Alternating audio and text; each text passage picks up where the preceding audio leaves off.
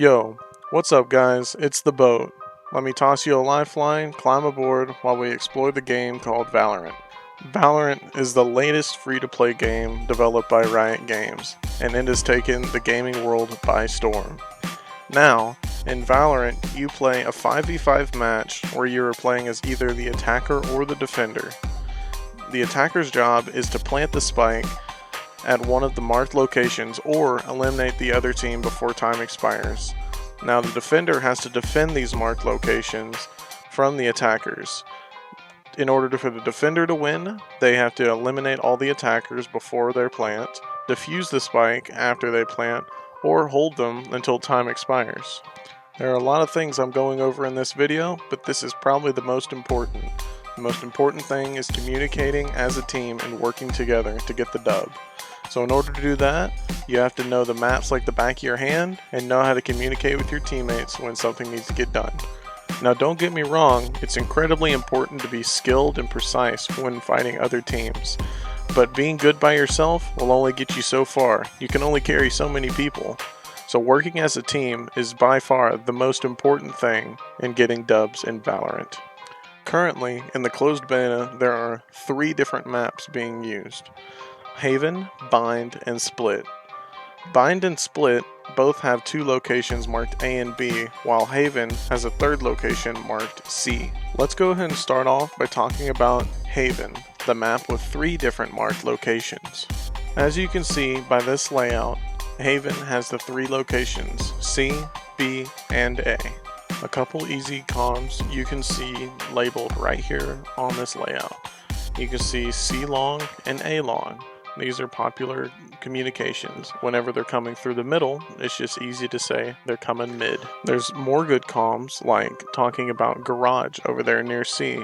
A lot of teams will like to go through garage, through connector to C, as well as C long, so they're coming from 2 different directions. Same thing with A.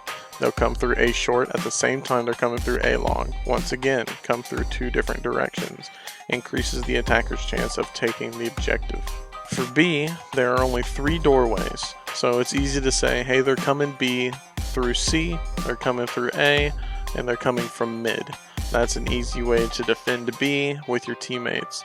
Now, as attackers, it's very important to relay to your teammates where you're going, where you're going to plan on going, and vice versa, so y'all can move as a team. Next, we'll talk about the map Bind. Here's the layout for Bind, and right off the bat, there are some familiar communications, like B long and B short, as well as A short. But there are a few that are new. Let's start off by talking about B side. Attackers coming from B side will either go B short or B long. B short leads to hookah, and B long leads to garden. So those are really good comms for when defending B, to say, hey, there's guys up in hookah, or guys coming B long to garden. Moving on to side A, attackers will either go through the lobby to shower, or go through A short. What makes Bind a really interesting map is the implementation of teleporters or portals. If you move to the left from the attacker's point of view, go through B lobby to B long, you see B port. Now, there's a portal right there that if you go in it, it'll take you all the way around to B port exit on the right side at A lobby. There's also A port. Going through that portal will send you on a short path to A port exit that'll exit around B short and hookah. What I've predominantly used these portals for is either getting the jump on somebody that I know's over there, or making a move to go plant in the other place. I've used port B to go all the way to A side so that I could go plant A because B was completely covered. The final map we have to talk about today is the map Split. As you can see by this layout, Split also has a section A and B. Let's start on B side. Attackers will generally either go through B main, or they'll try to go through mid to try and come up on top in B tower to look down on B. Now, moving on to A. Moving from attacker's side to A lobby up, there's A main, which is usually where people try to smoke off or close off from the attackers. Attackers will need to either go through A main straight to A zone, over near rafters, or they'll go up a ramp into a tower. Just like in Bind, there is something that differentiates this map from the others. I call them ropes. That's where you'll go up to the rope, you'll press F to either go up or go down the rope. So over here at A lobby, when you take a left to sewer, in that little square, there's actually a rope that you'll go down. Same thing up in mid vent. Right after you go through top mid from attacker side to mid vent, there's another rope right there that you'll go up or down. And then in the top of that rectangle to the right, going to A tower from mid vent, there's another rope that you will go up. And then finally at B tower, there's a rope that's right there. That concludes the maps that are currently available in the closed beta. Now that we have concluded talking about the maps, let's move on to playing the game Valorant. What I would like to talk to you about next is gunplay. The purpose of using your weapons is of course to deal damage to your opponents. And ideally you want to be killing the other people before you get dropped yourself. So one of the most important things is aiming for the head. In a game like Valorant, headshots matter. So it is very crucial to aim for the head and deal that extra amount of damage that may be the difference between you getting a kill or getting killed yourself. Aiming for the head leads perfectly to my next point, pre-aiming. Valorant is all about playing corners. And when playing these corners, it is very important when you pre-aim where their head is going to be. If you round the corner and you're already aiming head level high, when you shoot, you're just going to be that much faster than your opponents. And even a split second can make the difference. Another strat when playing corners in Valorant is to move slowly and be patient. Not only will this make it to where you're not making footstep sounds for your opponent to hear, but it will also increase your accuracy when shooting. It is also very important to learn what is called spray patterns. Each gun has a unique spray pattern, and I'll be going more in depth about that in the weapons video. Until you get the spray pattern down for whichever gun you're using, it can also be beneficial to tap your weapon. And what I mean by this is with automatic weapons, whenever you're firing and holding down the spray, after a few shots, that's when you'll start to see the bullet start to veer.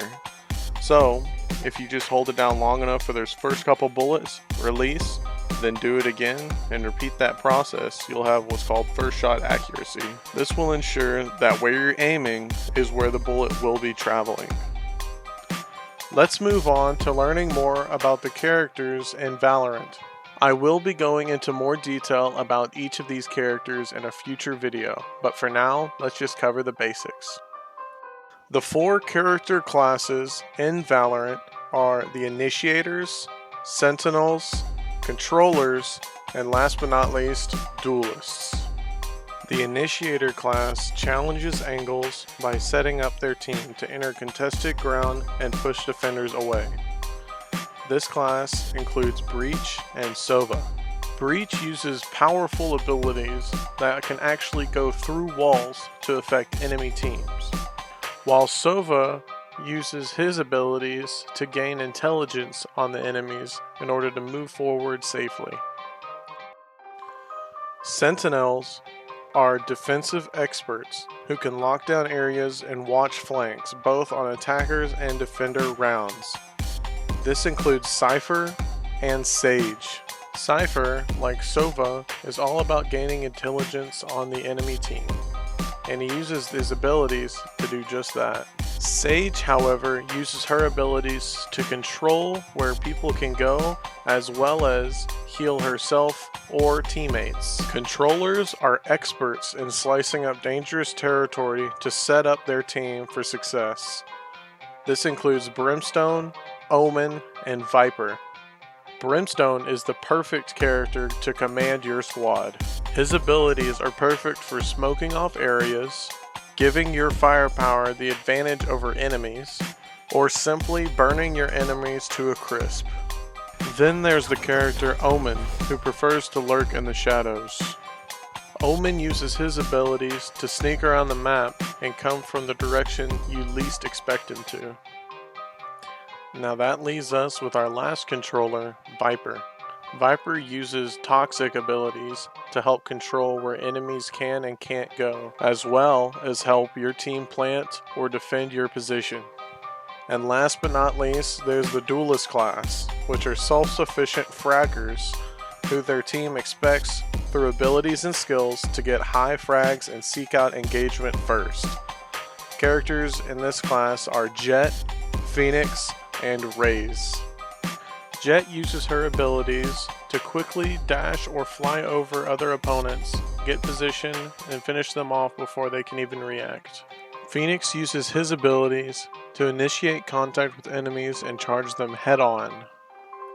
And finally, there is Raze. Raze loves her explosives, and she uses them to get high kill games as well as flush out opponents that are trying to hold corners. And there you have it. Those are the 10 characters in Valorant. As I said before, this is a basic introduction to them, and I will be going into greater detail about them in a future video. I hope y'all enjoyed the video. As I've said a few times, I do plan on coming out with more content talking about weapons more in depth, characters more in depth, maybe doing a tier list for the weapons as well as the characters. Please let me know if you're interested in that in the comments below. Feel free to leave a like and subscribe. So once again, this is the boat, pulling up anchor and sailing off. I'll see y'all once again when I'm back in port.